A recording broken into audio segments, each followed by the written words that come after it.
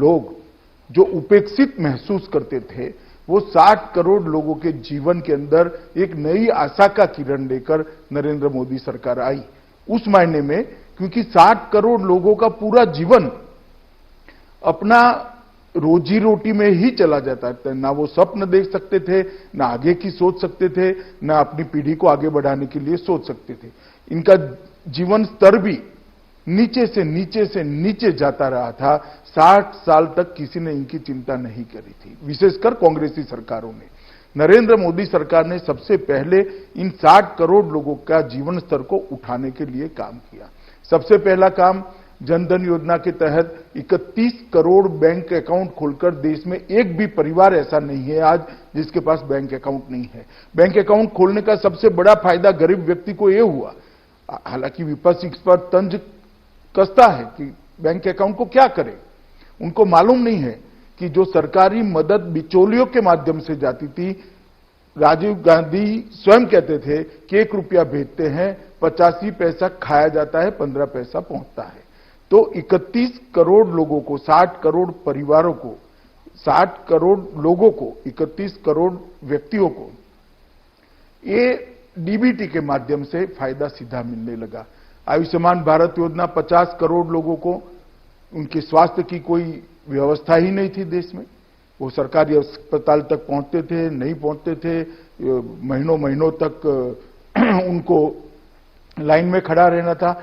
आज वो 50 करोड़ लोगों को 5 लाख तक का स्वास्थ्य का पूरा खर्चा, hospitalisation, operation, post operative hospitalisation और घर पर जाने के 250 रुपया अलग से, सारी दवाइयां, सारी रिपोर्ट्स, ये सारा 5 लाख तक का भारतीय जनता पार्टी की नरेंद्र मोदी सरकार देती है। और 1 करोड़ लोग, राहुल जी, 1 करोड़ लोग इसका फायदा उठा पाए हैं। मैं मानता हूं कि इनके जीवन के अंदर एक नई शुरुआत, 1 करोड़ लोगों के ऑपरेशंस और छोटी मोटी बीमारियां, बड़ी से बड़ी बीमारियां भी इसके तहत आज अच्छे होकर वो अपने जीवन को नई दृष्टि से देख रहे हैं। उज्ज्वला योजना के तहत 8 करोड़ गरीब परिवारों को गैस का सिलेंडर दिया गया, उनके घर को धुएं से मुक्त किया गया। 2.5 करोड़ लोगों के घर में जो अंधेरा था, बिजली कभी 60 साल के 70 साल की आजादी तक देखी नहीं थी, वो 2.5 करोड़ लोगों के घर में बिजली के कनेक्शन भेजे गए। स्वच्छ भारत अभियान के तहत 10 करोड़ शौचालय बनाए गए।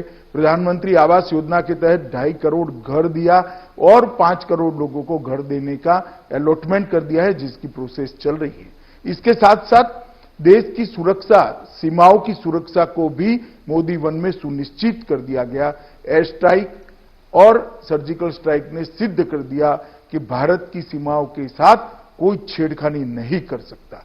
और इतनी फर्म रक्षा नीति आजादी के बाद पहली बार मोदी जी के नेतृत्व में पूरी दुनिया के सामने आई।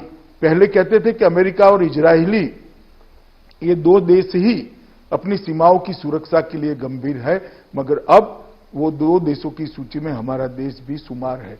1 रैंक 1 पेंशन, इसका लोगों तक, सभी सेनानियों तक, रिटायर्ड और अभी जो सेवारत है, सभी तक पहुंचाकर उनके परिवारों की पहली बार चिंता करने का किसी प्रधानमंत्री ने साहस किया। जीएसटी के माध्यम से पूरे देश को एक कर के खाके के नीचे लाने का काम भारतीय जनता पार्टी की नरेंद्र मोदी सरकार किया।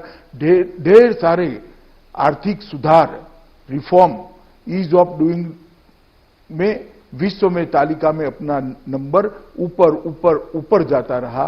ढेर सारे आर्थिक सुधार किए गए। 1.5 गुना लागत से 1.5 गुना एमएसपी का स्वप्न किसान कभी देख नहीं पाता था, हमने उसको वास्तविकता में परिवर्तित किया। ओबीसी आयोग को संवैधानिक दर्जा देकर हमने 70 साल से पिछड़ा वर्ग के करोड़ों लोग जो अपने आप को संवैधानिक दर्जा न मिलने से अपमानित महसूस करते थे, उनको संवैधानिक दर्जा दिया। और गरीब सवर्णों को भी आजादी के बाद पहली बार नौकरी एवं शिक्षा दोनों जगह पे 10% आरक्षण देने का काम किया। और इस सब का असर ये आया कि पहली बार पूर्ण बहुमत की दूसरी भारतीय जनता पार्टी की सरकार बनी और ज्यादा सीटों के साथ बनी।